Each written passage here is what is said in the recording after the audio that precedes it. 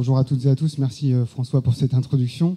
Merci à l'IRMA de nous avoir invités et je remercie aussi évidemment la DGSCGC avec qui nous avons une convention.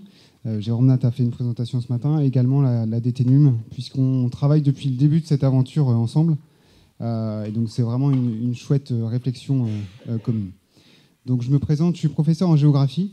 Je pense qu'on a vu ce matin qu'il y avait des questions spatiales et temporelles, donc je ne vais pas aller là-dessus, mais par contre on a constitué depuis le début du projet une équipe pluridisciplinaire, donc qui est composée évidemment de géographes, donc à la fois localisés sur Avignon, sur Lille, sur Montpellier 3 et puis Thiers et Rouen. Mais on a également, par différents échanges et collaborations précédentes, travaillé avec des psychologues, notamment Karine Weiss à Nîmes, des designers, Béatrice Gisclard à Nîmes également. Et puis, depuis cette année, on travaille également avec des linguistes. Donc, ce n'est pas un travail uniquement de géographes, c'est vraiment un travail collaboratif, déjà nous en interne, entre chercheurs, et puis également avec les autorités préfectorales, dans la mesure du possible, et à la fois aussi sur des aspects techniques. Alors, je vais revenir sur qu'est-ce qui nous anime en tant que chercheurs, quelles sont les questions qu'on se pose, quelles sont les méthodes qui ont été mises en place. J'ai fait un choix, je présenterai uniquement un protocole.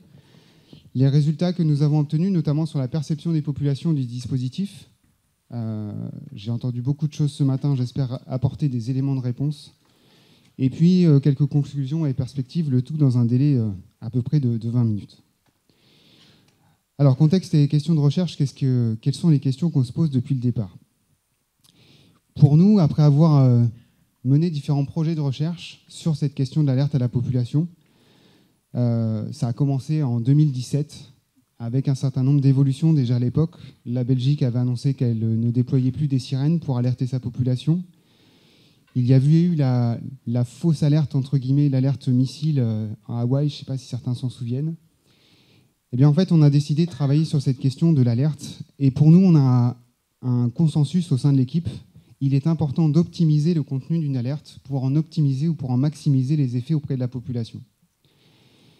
Et en travaillant dans la littérature scientifique, on s'est rendu compte qu'il y avait déjà un certain nombre de travaux qui avaient été menés, notamment les travaux de Miletti et Sorensen en 1990, qui a permis d'établir une sorte de modèle, une base, qui s'appelle le Warning Response Model.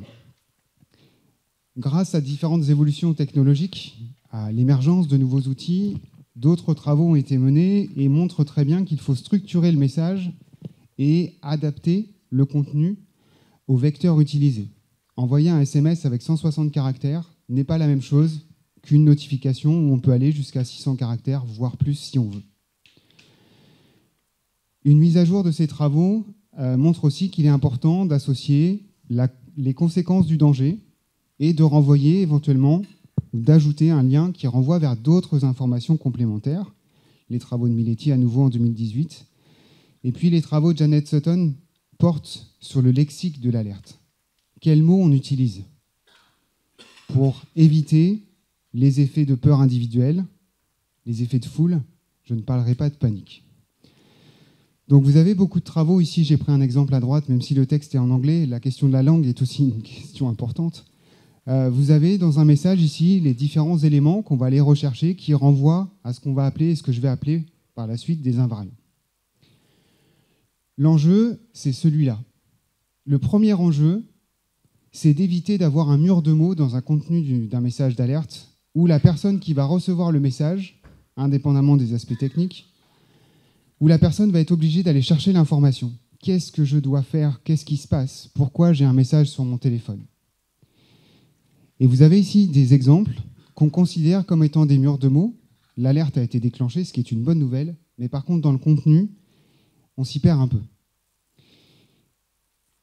Il y a à la fois des messages d'alerte tsunami en 2018, des messages à nouveau en 2021, un message feu de forêt en 2023 envoyé en Grèce avec GR Alert, qui est l'équivalent du coup de FR Alert mais en Grèce, et puis le message envoyé à Valence lors des inondations survenues il y a peu de temps. Pour nous, ça nous questionne parce qu'on a plus l'impression d'avoir un mur de mots indépendamment du message en tant que tel et des informations qui sont dans le message d'alerte. Donc par rapport à ça, on a eu une opportunité unique dès le départ, depuis 2021, avant même le déploiement et l'opérationnalisation de FR Alert en juin 2022, on a commencé à travailler avec les autorités préfectorales et l'administration centrale, que je remercie, pour travailler sur le contenu même du message. Et grâce à la littérature scientifique, on a travaillé ensemble avec différentes versions, des choses qui doivent encore évoluer, pour proposer des gabarits, la bibliothèque de messages préformatés. Donc pour un chercheur, c'est aussi intéressant de voir que son travail ne reste pas au sein de son laboratoire et dans l'université, qu'on critique souvent pour son manque d'application. Là, l'occasion était unique, c'était de contribuer à cette bibliothèque de messages préformatés. On a fait une première version, il y a des choses qui vont évoluer et qui doivent évoluer. L'idée pour nous, elle était importante. Est-ce que par rapport à la littérature et l'état de l'art scientifique, on ne se trompe pas? Est-ce qu'il y a une adaptation à faire à la population française, au contexte, au territoire? Le tout ici, je vous ai mis 2 exemples à droite, c'est des propositions. Évidemment, dans l'ensemble des différents événements qui sont couverts par FR Alert, il y a beaucoup de catégories, beaucoup de sous-catégories, où chacun peut essayer de voir, évidemment, les différents éléments. 2 questions de recherche se posent par rapport à ça. Dans quelle mesure, finalement, le contenu des messages est-il compris par la population? On a travaillé dans la littérature scientifique, on a travaillé avec les autorités, mais on avait une occasion aussi unique de collecter les réponses des individus qui reçoivent des messages d'alerte, notamment en cas d'exercice. En cas d'alerte, c'est plus difficile, c'est plus compliqué, ça pose des questions. Donc grâce à cette collaboration avec les administrations centrales, on propose un lien vers un questionnaire où on va demander aux populations est-ce qu'elles ont réussi à identifier, par exemple, l'émetteur, la nature du danger ou de la menace, la localisation de l'événement, les consignes, est-ce qu'elles étaient claires, compréhensibles, la temporalité, est-ce qu'elle est présente dans le message, et qu'avez-vous pensé de la mise en page? Ces 6 invariants, pour nous, ils sont fondamentaux pour rédiger un message d'alerte le plus intelligible possible. Et c'est la difficulté, c'est qu'on a tous des besoins individuels. Pour autant, on doit envoyer un message unique à 1000 personnes, 10 000 personnes, 1 million de personnes parfois. Donc il faut trouver le meilleur compromis en sachant, je vais rajouter 2 autres éléments, c'est qu'il faut que le message d'alerte parle à un enfant de 11 à 12 ans. C'est avéré dans la littérature scientifique et opérationnelle. Pas de mots techniques. Éviter les négations. Des consignes simples et directives. Et des travaux avaient par exemple montré que ne pas aller chercher ses enfants à l'école est contre-productif pour une partie de la population. Du coup, au lieu de mettre ça, on propose, laissez vos enfants, ils sont en sécurité à l'école. On ne fait que des propositions. J'insiste là-dessus. Donc je vais revenir sur ce protocole-là, et en deuxième protocole, on a eu la chance d'aller observer les populations et les réactions des populations sur place, dans la zone d'alerte, en espérant que les personnes reçoivent le message. Mais on a filmé dans des lieux publics. Évidemment, on a caché ici les visages, et on a pu voir des réactions. Certaines personnes ont lu le message, d'autres personnes n'ont rien fait. D'autres personnes n'ont pas compris, à droite. 3 personnes qui s'interrogent. Public touriste, pardon, des 3 touristes qui ne parlent pas français, le message est en français, elles se demandent ce qui se passe, elles ont vu le mot tsunami. Vite, qu'est-ce qui se passe? Globalement, ces éléments-là, c'est du qualitatif. On a plein de films, on a plein de vidéos. C'est intéressant. J'ai jamais vu d'effet de panique. Mais par contre, on ne peut pas le généraliser. Il faut faire attention à ça. On est dans des lieux publics, on ne sait pas ce qui se passe dans des maisons, dans les voitures.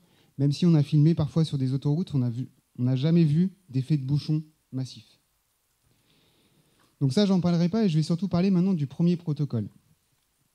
Quelle a été finalement les perceptions, quelle est la perception des populations par rapport au message qui a été envoyé? Donc pour ça, on a créé un questionnaire sous un logiciel qui s'appelle Sphinx, qui permet de collecter les données en France, ce qui est important, d'avoir un lien court dans le message qui évite de manger un certain nombre de caractères, la formulation, d'éviter de prendre un certain nombre de caractères trop importants. Les questions s'affichent de manière adaptée au téléphone. Et puis, on peut suivre, nous, en temps réel, à distance, le nombre de personnes qui répondent. Parfois 300 réponses, parfois 1000 réponses, parfois 10 000 réponses sur un exercice. On peut aussi ajouter ou intégrer des nouvelles questions, et depuis quelques mois maintenant, on demande à la population au bout de combien de temps vous auriez appliqué les consignes. Ce qui est une chose importante, parce qu'envoyer un message, c'est bien, mais au bout de combien de temps vous allez appliquer les consignes, c'est une autre chose. Avec toutes les réserves que cela peut avoir, par contre. On collecte des réponses après des exercices. Ce ne sont pas des situations réelles. Donc attention, on a déjà observé qu'il y avait des décalages comportementaux entre les réactions qu'on connaît tous en mode exercice et qu'on pourra avoir si, par contre, une situation réelle se produisait. Les autres inconvénients sont un peu mis à droite, entre guillemets. Le lien, il n'est pas connu. Donc une partie de la population pense que c'est un spam. Donc elle ne va pas cliquer sur ce lien-là. Seuls ceux qui ont répondu ont reçu le message. Je ne renvoie pas sur des aspects techniques, mais on le sait. Et puis, nous aussi, parfois, on fait des choses qui ne sont pas correctes. On a rajouté des questions, mais en fait, on n'a plus le même nombre de réponses à chaque fois pour les nouvelles questions qui arrivent. Mais ce n'est pas grave. En termes de réponses, aujourd'hui, on a 46 701 réponses collectées lors de 112 exercices. Donc, c'est un volume très important, très intéressant, qui s'est ajouté depuis le premier exercice, donc qui était l'exercice européen Domino, le 17 mai 2022, jusqu'à un exercice qui a encore eu lieu la semaine dernière. Vous avez ici, par cercle proportionnel, le nombre de réponses. Donc c'est très aléatoire selon la zone d'alerte, selon le nombre de personnes qui sont présentes dans les zones. Il y avait une question ce matin sur le nombre de personnes qui aujourd'hui ont reçu un message FR Alert, même en mode exercice. C'est très compliqué à quantifier. On ne sait pas. Par contre, nous, ce qu'on sait, c'est qu'on a 46 701 réponses et qu'on a 56 questions et on a des commentaires qui sont libres et qui sont laissés à la fin du questionnaire, et on a 18 000 commentaires, avec soit de l'emoji, soit des personnes contentes, soit des personnes très mécontentes, soit même des personnes qui proposent des solutions. Et ça, c'est très riche en termes de matériaux. Le profil des répondants, on a toutes les catégories d'âge. On a une belle pyramide des âges. Alors, est-ce que c'est représentatif de la population française? C'est toujours des questions qu'on nous pose. Je ne peux pas le dire. Parce qu'en fait, les répondants dépendent de la zone d'alerte et de la nature de l'événement qui a été joué par les autorités préfectorales. À droite, on voit qu'une majorité des personnes, 73%, sont des personnes qui étaient à l'intérieur, chez elles, au travail, mais dans un bâtiment. Et l'effet bâtiment, l'effet clos, on entend plus le son finalement du message que lorsqu'on est à l'extérieur. Ce qu'on a, nous, filmé du coup, mais on a moins de personnes qui ont répondu qui étaient à l'extérieur. On a aussi des personnes qui étaient en déplacement, voiture, moto, qui évidemment ont répondu, j'espère, après s'être arrêtées, plutôt que pendant conduire. Alors on a des différences aussi entre des contextes urbains et ruraux. On a plus de personnes, femmes, qui ont répondu, 56%, et on a plus de résidents finalement que de travailleurs. On a des personnes de moins de 18 ans qui ont répondu, mais qu'on a exclues par respect, RGPD notamment. Alors maintenant, les principaux résultats sont... J'essaie de trop résumé. Le premier résultat, il est important, c'est celui-là. Au départ, lorsqu'on a fait le premier exercice, on n'avait aucune idée de la réaction de la population. Aujourd'hui, après 112 exercices suivis, je peux vous dire que le premier ressenti, c'est celui-là. La plupart des personnes qui ont reçu le message déclarent à 77% qu'elles ont été curieuses, à 81% elles ont été surprises. C'est un bon sentiment. Par contre, effectivement, 48% ont ressenti de l'incompréhension. Surtout avec parfois, pourquoi moi j'ai reçu et pas mon voisin, mon collègue. Le deuxième aspect qui est la réalité au départ, c'est que ce son qui est intrusif génère du stress. 42% des personnes ont ressenti du stress. 34% de la peur. Une personne sur 3. Très peu d'agacement, 9%. Alors sur la peur, oui, c'est une peur individuelle. Sauf que si on croise avec l'âge, donc avec les classes d'âge qui sont classées ici, depuis le départ, quasiment au bout d'une dizaine d'exercices, on a observé ça. C'est très stable depuis les premiers exercices. On a une influence de ce ressenti qui est prépondérante avec l'âge, selon les questions posées. Surprise et curiosité sont relativement stables. Alors la curiosité, elle est un peu plus élevée chez les classes de moins de 40 ans. Elle a tendance à un peu descendre après. La surprise, elle est très stable. L'agacement, vous voyez qu'il y a très peu de choses. Par contre, ce qui est surprenant, pour nous en tout cas, c'est que les réponses d'incompréhension, de stress et de peur décroissent avec l'âge. Plus de 70% des moins de 24 ans n'ont pas compris, déclarent de l'incompréhension, et c'est aussi là où on retrouve du stress et de la peur. Pourquoi je reçois un message d'un seul coup sur mon téléphone? Alors on a plein d'hypothèses pour expliquer ce résultat, notamment que les jeunes générations ont l'impression de connaître leur téléphone et que lorsque vous envoyez une notification qui sonne, alors que quand vous êtes en mode silencieux, ça vient faire sonner votre téléphone, c'est très perturbant. Et plus on a de l'âge, plus on semble habitué au son, peut-être. Mais ce ne sont que des hypothèses. En tout cas, ça, c'est un résultat qui est intéressant, parce que ça veut dire que ce ressenti est en fonction, ou varie en fonction de l'âge. Après, sur les invariants, l'émetteur est considéré comme crédible à plus de 70%, facile à identifier, et par contre moins connu. Et il est moins connu chez notamment les 45-49 ans. Donc ça veut dire que les exercices doivent être répétés pour que, justement, le dispositif soit connu et que l'émetteur soit aussi connu. La préfecture en l'occurrence. La description du danger est souvent comprise. Elle est compréhensible à plus de 80%, précise, complète. Mais par contre, ces réponses-là, elles ont tendance à chuter si le danger n'est pas clairement indiqué dans le message. La localisation de l'événement, plutôt connue, décrite, localisée, avec des écarts entre les résidents et ceux qui sont de passage dans la zone et qui ont reçu le message. Pourquoi je reçois un message alors que je suis dans le TGV et que c'est parce que vous êtes en train de traverser la zone où il y a la diffusion. Et ça, on l'a eu lors de quelques exercices.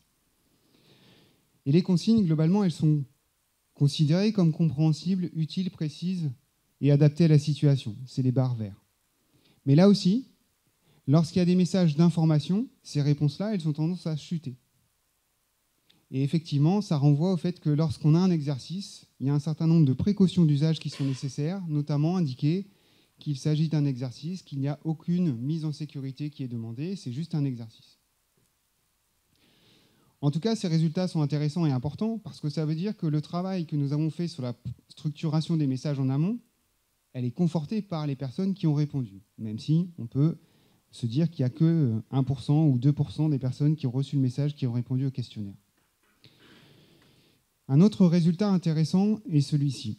Les commentaires qui sont laissés à la fin du questionnaire sont très variables selon le contenu du message et la nature même de l'événement. En moyenne, on a 42% des avis qui sont positifs. On a 35% des avis qui sont plutôt négatifs, et notamment 24% sur la partie technologique. J'ai reçu, mais pourquoi je suis le seul? Mes voisins ou la famille avec qui j'étais n'a pas reçu. 10%, ce sont des recommandations, ce que je vous disais tout à l'heure. Des personnes ont fait des propositions. 10% sur 46 000 commentaires, sur 46 000 répondants, c'est très élevé. Et puis d'autres avis sont plutôt neutres, qui sont non interprétables, le RAS par exemple, ou l'emoji, que l'on ne peut pas interpréter en tant que tel. Ensuite, à droite, vous avez un traitement que l'on a regardé en fonction de la nature du danger. Les avis sont plutôt positifs, ou plus positifs, pour des exercices simulant risque inondation, feu de forêt, et puis après vous voyez que ça décroît, risque industriel un peu moins, tsunami un peu moins, rupture de barrage moins, message d'information sans consigne moins, et puis risque nucléaire et menace et intrusion. Autrement dit, la réaction de la population va déjà être différente en fonction simplement de la nature de l'événement. Donc deux messages comparables ne peuvent pas être envoyés pour deux événements, soit menace et rupture de barrage ou risque nucléaire, contrairement au risque inondation, qui est peut-être plus connu du coup, et qui renvoie peut-être à d'autres questions ou d'autres démarches. Alors, en espérant avoir respecté le temps, mais pour faciliter les questions, quelques conclusions et perspectives. Tout d'abord, un avis de chercheur, c'est qu'il n'y a jamais de message parfait. Un message parfait ne sera jamais compris à 100%, au-delà même du fait qu'on peut avoir des personnes qui reçoivent ou qui ne reçoivent pas. Le deuxième enseignement, c'est que le son de la notification est source de stress et de peur, surtout chez les moins de 25 ans. Donc c'est à considérer.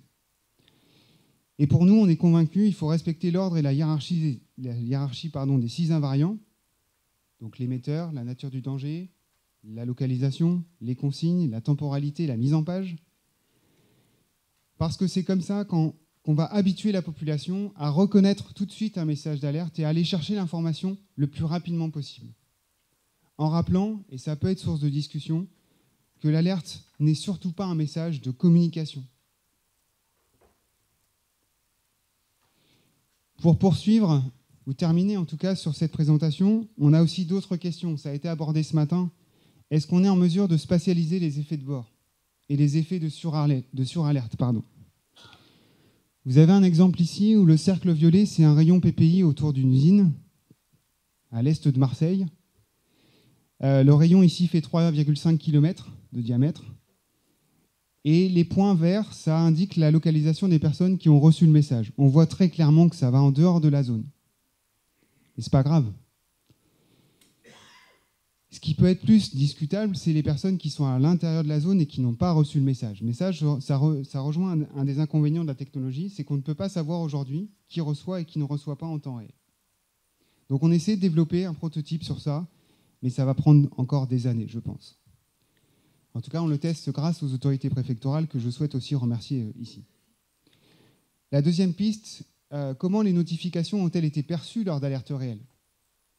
On a eu la chance de mener un retour d'expérience suite aux inondations survenues dans le Pas-de-Calais en novembre 2023 et janvier 2024, avec les mêmes questions que l'on pose lors des exercices pour voir s'il y a des différences. Ensuite, quelle est la nature des commentaires ? Ça, je vous ai présenté une toute petite partie parce qu'il y a d'autres analyses textuelles qui sont en cours. Et puis le dernier, c'est l'objectif ultime. Peut-on savoir combien de personnes ont réellement reçu les messages en cas d'alerte et durant toute la diffusion d'un message ? Pour conclure, merci de votre attention. Il y a différents outils de communication. Je fais juste une petite pub parce que l'IRMA soutient une conférence, un colloque qu'on organise l'année prochaine autour des enjeux scientifiques et opérationnels sur l'alerte. Donc ça a lieu du 26 au 28 mars 2025 à Avignon. Et si vous voulez nous rejoindre, ce sera avec plaisir. Et merci, je pense que personne n'est en train de dormir, donc ça va. J'ai réussi à maintenir la salle. Merci à vous. 1, 2, 1, 2. On va louer des bus pour venir d'Auvergne-Rhône-Alpes. Merci pour la clarté du propos.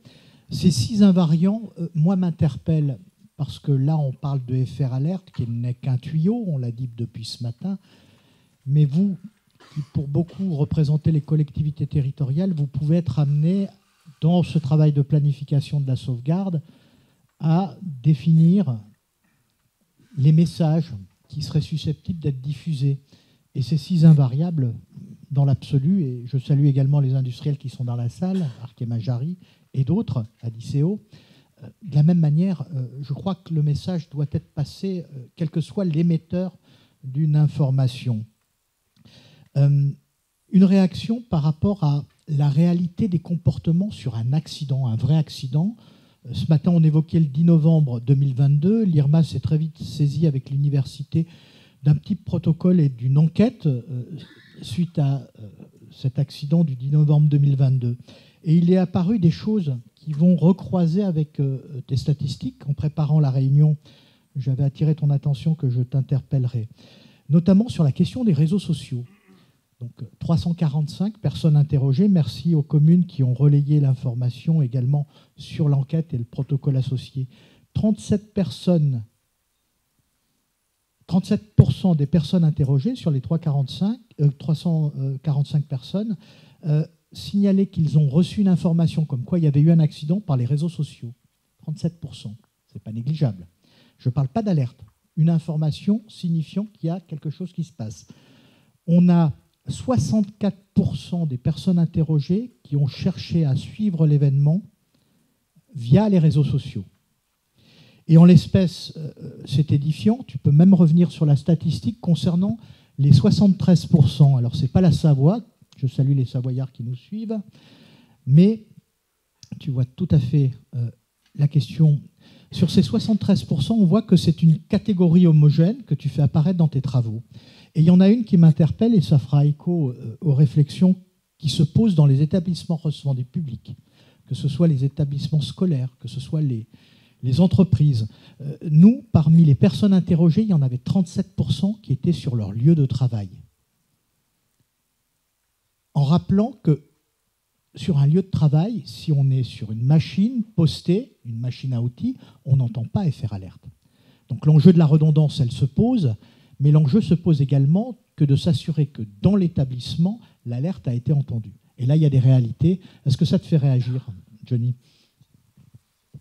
Alors, oui, évidemment, mais je vais essayer d'avoir des réponses courtes. La première ici, c'est que 73% des personnes ont répondu au questionnaire et ont reçu le message.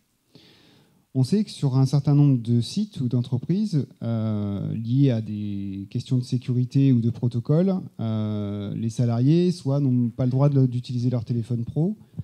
Et donc ça, on n'a pas les personnes qui ont répondu dans le questionnaire. Après, je voulais répondre sur la deuxième question sur les médias sociaux. On a aussi posé dans le questionnaire cette question. Est-ce que les personnes, en recevant le message, ont été vers les réseaux sociaux pour avoir de l'information ? Et c'est là, je trouve que je rejoins un peu la différence tout à l'heure. C'est que finalement, moins de 15% des personnes ont été chercher une autre information et on est à moins de 2% sur les réseaux sociaux lorsqu'elles ont reçu le message. Donc on voit que ces deux canaux différents, ils sont complémentaires pour moi. Mais par contre, quand on a un message qui est suffisamment explicite, je pense que le message se suffit à lui-même et qu'il est utile. Après, ça peut aussi poser d'autres questions sur si un événement dure plusieurs heures, est-ce qu'il faut un message de début d'alerte et un message de fin d'alerte, ou est-ce qu'il faut l'utiliser pour tenir au courant de la situation ? C'est des questions qui peuvent se poser. Je vais aller sur les réseaux sociaux. Les travaux intéressent, je les salue, la préfecture du Puy-de-Dôme souhaite y accéder. Donc, vous le verrez avec le replay, il y aura un dossier documentaire et on tirera les liens également sur les travaux récents s'il y en a à relayer. Si je fais un état de ce que nous signalent nos amis à distance, ce qui revient sur 3-4 interrogations, c'est la catégorie des personnes vulnérables. En l'espèce, on a Le Cachet, je la salue, SMBVA, qui pose la problématique en montagne du tourisme. Je salue le Pôle Alpin Risque Naturel, partenaire relais de la journée, qui a fait une journée consacrée à cette thématique. Touristes en montagne, traduction du propos en langues étrangères, mais également Antonin Humbert, la réaction, est-ce qu'elle est différente d'un territoire rural à un territoire urbain ? Au-delà encore, parmi les personnes vulnérables, il y a celles qui ont vécu un événement, et est-ce que la perception liée à au vécu fait que les comportements s'adaptent ? Alors, dans le questionnaire, je vais reprendre à la fin. Les personnes qui déclarent avoir vécu de l'expérience, effectivement, sont celles qui déclarent moins de stress et moins de peur. Première chose. La deuxième chose, sur les touristes, c'est là où la complémentarité du dispositif est exceptionnelle. Là, des notifications sont envoyées sur les téléphones. Ça prend 1 à 2 secondes entre le moment où les autorités appuient sur le bouton et ça arrive. Ça arrive dans la langue du message qui est envoyé. Donc il y a des exercices où les préfectures, les autorités préfectorales ont écrit le message en français, en espagnol, en italien, selon les configurations territoriales. Et la vraie plus-value des SMS géolocalisés, c'est que le message peut être écrit en français, mais il va être traduit dans la langue de la carte SIM du téléphone. Intéressant. Donc là, on est sur la question des touristes. Mais par contre, ça prend un délai. Donc c'est là où la complémentarité entre les deux canaux, elle est très importante et elle peut être utile. Il faut penser à toutes les configurations. Et je reviens juste sur la question des vulnérabilités. C'est une vraie question. On a évoqué ce matin le fait qu'effectivement, la contrainte, c'est que lorsqu'on reçoit le message avec le son, on a tendance à vouloir couper le son. En moyenne, on a 20% des répondantes qui nous disent, 20% des répondants qui nous disent « Oui, moi j'ai essayé de couper le son ». D'accord. Si vous faites rien, il se passe quoi ? Si vous faites rien, le message est vocalisé. Donc il est traduit. Donc pour les personnes vulnérables, ça peut aussi être utile, parce que le message, elles vont l'entendre, alors sous réserve qu'on atteigne certaines situations de handicap. Donc ça, c'est important. Après, les personnes qui n'ont pas de téléphone, ça restera de toute façon un outil qui ne pourra pas les atteindre. Sachant que pendant la pause déjeuner, Jérôme Nat me disait qu'en secteur urbain, le canal SMS, LB SMS, a ses limites parce que, vu la quantité de personnes vers qui est diffusée l'information, fait que le système doit privilégier le cell broadcast, la diffusion cellulaire. Nos amis de la FPCNT, ou en tout cas Christine Demestre, qui fait apparaître les travaux de la FPCNT, je les salue, pour renforcer l'accessibilité des informations de prévention en langue des signes français. Donc là, il y a des travaux, on essaiera de les répertorier pour vous en rendre compte également. Pasqualetti, je crois que c'est un officier de sapeur-pompier qui nous suit, je le salue, qui fait apparaître finalement, puisqu'on a des collectivités dans la salle, quel peut être le rôle relais de FR Alert si c'est l'État qui diffuse. Dit autrement, quelle capacité à relayer une information complémentaire de la part des collectivités territoriales, que ce soit au niveau communal ou au niveau intercommunal. Nous, on l'a vécu à l'heure des réseaux sociaux. On s'est rendu compte sur le bassin grenoblois, suite à des accidents qui avaient été perçus à l'échelle urbaine, qu'il y avait des bonnes pratiques. À l'ICO, je salue l'intervenante, on dira un mot, de protocole de communication à chaud sur la zone directement impactée potentiellement par des enjeux sanitaires, mais on avait des maires de communes bien lointaines qui avaient des habitants qui avaient perçu l'accident et qui étaient aveugles, qui n'avaient pas d'information. Et là, il y a peut-être à inventer des modalités d'information collatérale en appui à la réponse opérationnelle qui s'inscrit dans le cadre du PPI. Qu'est-ce qu'on a comme autre information ? Un certain yo-yo de YouTube. Pourquoi il n'y a pas d'exercice national FR Alert et seulement des exercices locaux ? Question. Jérôme Nat. Pas de répondre. Merci pour le micro qui est transmis. Je vais être un peu provocant. Qu'est-ce qui vous dit qu'on n'en prépare pas ? Voilà. Pardon ? Qu'est-ce qui vous dit qu'on n'est pas en train d'en préparer ? Tout à l'heure, je vous parlais de l'attaque du territoire national. Donc, on n'est pas sur du risque majeur. On est sur ce qu'on pourrait appeler communément une menace hostile. On travaille avec le ministère des Armées, justement, pour arriver à coordonner la surveillance de l'espace aérien national avec une transmission d'informations vers le ministère de l'Intérieur pour un déclenchement.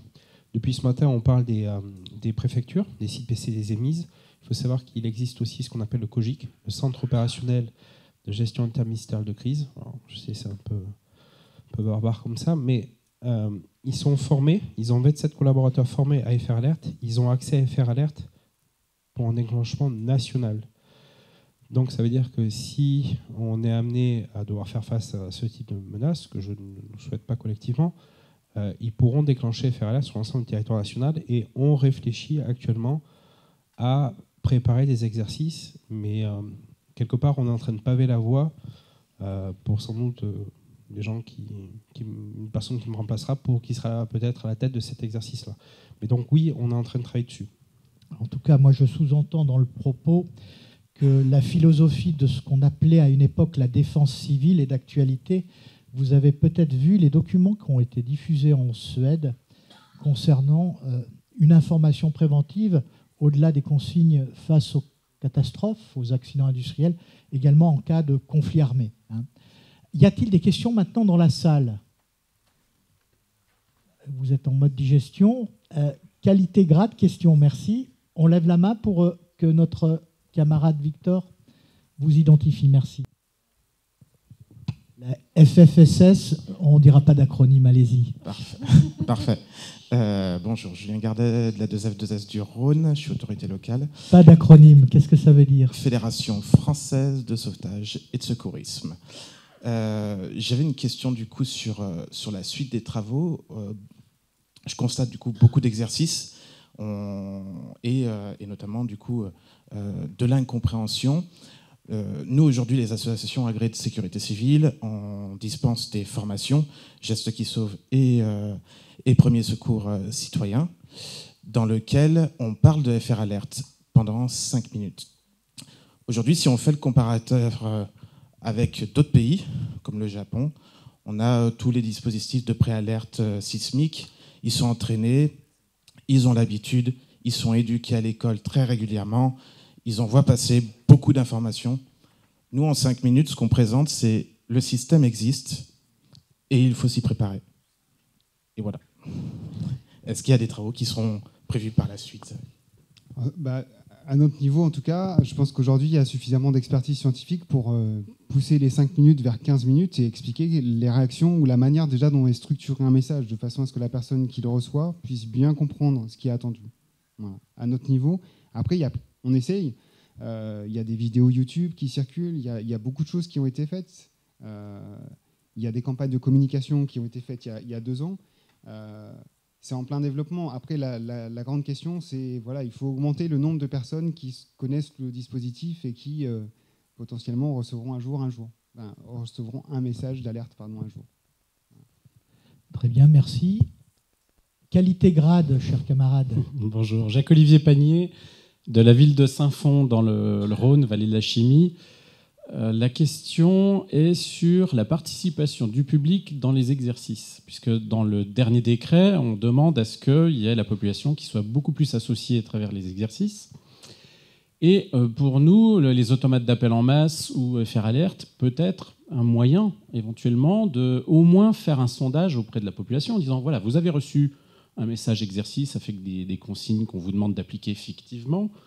Est-ce qu'un lien vers un sondage en ligne avec l'attitude qu'aurait eu la personne à l'instant T, ça vous paraît pertinent? Ou est-ce que de vos travaux, on voit que faire un questionnaire, c'est déjà biaisé, et faire un lien vers un site externe, ça peut être aussi contre-productif? Vous avez donné les réponses dans vos questions, c'est-à-dire qu'il faut le faire parce que je trouve que la richesse, en tout cas des questions et des commentaires, je prends toujours plaisir à lire chaque commentaire. Alors des personnes nous disent merci de me rappeler, sauf que on ne sait pas qui c'est, donc on ne pourra jamais. Mais je trouve ça très riche d'avoir le retour de la population lors d'un exercice. Est-ce que c'est un moyen de l'entraîner jusqu'à la mise en situation fictive, c'est-à-dire adopter les gestes réellement demandés? Ça, c'est une autre chose. Alors je sais qu'il y a la loi Matras qui demande un peu ces 2 niveaux-là. Pour faire une réponse courte, oui, c'est un moyen d'avoir le retour de la population et qu'elle se sente elle aussi impliquée et concernée par cet exercice-là, même si le lien peut paraître bizarre. Beaucoup d'enseignements également qui nous sont communiqués. Daniel Sojgadou, administrateur FNE, qui signale que le système japonais est intéressant sur ces 5 niveaux et qu'il permet d'optimiser l'efficacité de l'information et de l'alerte, mais avec un vrai niveau de responsabilisation au niveau individuel, ce qui concourt à l'esprit qui est guidé déjà par 2004 et la loi de modernisation de la sécurité civile. Y a-t-il d'autres questions dans la salle? Qualité, grade, et puis monsieur qui a un niveau d'attention soutenu depuis ce matin, il acquiesce, vous lèverez la main et puis le micro descendra. Valentin Foran, merci. Oui, bonjour, Valentin Foran de la préfecture de l'Isère. En accord avec mon ministère, je fais une petite aparté sur, et je pense que c'est le bon moment d'en parler, sur la journée nationale de la résilience qui est le 13 octobre, mais en fait aussi l'appel à projet dédié autour de ces questions de résilience et de préparation, de sensibilisation aux risques majeurs et aux crises. Donc l'appel à projet est ouvert toute l'année, du 1er janvier au 31 décembre, et permet d'accompagner, de valoriser les actions de sensibilisation auprès de tous les publics, et à partir des différents types de risques, qu'ils soient naturels, technologiques, et même les cybermenaces, voire même les enjeux terroristes et les menaces qui y sont liées. Donc voilà, je voulais juste faire cette petite aparté parce que je pense que c'est important quand même qu'on fasse en sorte de faire le lien avec aussi ces problématiques-là, et les exercices qui soient faits via FR Alert pour tester effectivement la réception des messages, mais aussi des exercices de sécurité civile sur table, ou même carrément avec des évacuations de population et de l'implication des populations, doivent être valorisés et nécessitent effectivement de pouvoir être pris dans une globalité qui est effectivement toute l'approche de résilience qui est portée par l'État à travers les différents ministères, ministère de la Transition écologique, ministère de l'Intérieur, secrétariat général à la Défense et Sécurité nationale, et évidemment sur les territoires avec les différents services déconcentrés de l'État. Merci Valentin, on enfonce le clou et ça fait écho quelque part, et je le salue. Déjà ce matin, il était actif sur Pierre-Louis Serrero qui nous dit: y a-t-il une présentation de FR Alert dans les conseils de quartier? Donc on voit bien qu'on a un effort en matière d'information préventive à porter et JNR en donne le cadre et les modalités. Cher monsieur, qualité, grade, question. Oui, bonjour, Michel Gérin, élu communal en charge du plan communal de sauvegarde dans les communes du Rhône. Je voulais savoir, est-ce qu'il ne serait pas utile de promouvoir au niveau d'école une sensibilisation des enfants au AFR Alert, parce que ce sont en principe des bons relais auprès de leurs parents pour les conduites à tenir. Je pense que toutes les stratégies sont bonnes et il faut expliquer, il faut en profiter. Alors, on disait ce matin, est-ce que c'est une nouvelle technologie ou pas? Elle existe depuis maintenant 2 ans et demi. Il faut en profiter. Il y a un grand savoir à diffuser autour de nous sur ces questions-là. Oui, dans les écoles. Oui, lors des exercices. Pour répondre à l'intervention précédente, tout de suite, ça fait écho à des travaux de Revans qui montraient qu'un enfant retient 15% de ce qu'il lit et 85% de ce qu'il expérimente. Vous avez tous l'image du vélo où on demande à un enfant de monter sur un vélo pour qu'il apprenne. C'est la même chose avec FR Alert, entre guillemets, les messages. Pour adopter les consignes, il faut en avoir reçu un pour ensuite qu'on sache comment réagir. Donc toutes les solutions sont possibles. Voilà. On pense aux enfants, mais il y a les journalistes, il y a le CNFPT tout à l'heure, il y a plein de choses à faire, ouais, dans la mesure du possible. Jérôme Nathan, complément, merci. Oui, juste un complément, merci Johnny. Vous avez complètement raison et on travaille sur ça. Alors, ce n'est pas forcément enfant, c'est lycéen, mais on a travaillé sur une coloration résilience du SNU. Et on l'a mis à disposition et il y a depuis cette année donc des SNU avec ce module lié à la résilience avec... je crois que c'est 1 heure ou 1 heure et demie sur les moyens d'alerte, des sirènes, en passant par FR Alert jusqu'aux conventions radio. Moi, je rejoins Johnny. C'est-à-dire qu'on a une approche multipublique. C'est-à-dire que, évidemment, les enfants, c'est une cible prioritaire parce qu'ils retiennent beaucoup mieux et ce sont des excellents vecteurs au sein de la cellule familiale. On a aussi une approche via la JNR, comme l'indique à l'instant Valentin, sur les salariés. On a aussi une approche vers les publics vulnérables, on en parlait à l'instant, et donc on a vraiment cette approche de se dire on a 68 millions de nos concitoyens acculturés au risque, et FR Alert est une des briques, mais l'intérêt c'est de mettre en synergie FR Alert avec d'autres outils qui n'existaient pas encore il y a quelques années. Prenez GeoRisque, prenez FR Alert, il y a une synergie à trouver entre les deux, et il y a d'autres outils aussi. Voilà, merci. Très bien, merci. On va basculer sur la prochaine intervention et comme aux échecs, on va rocker.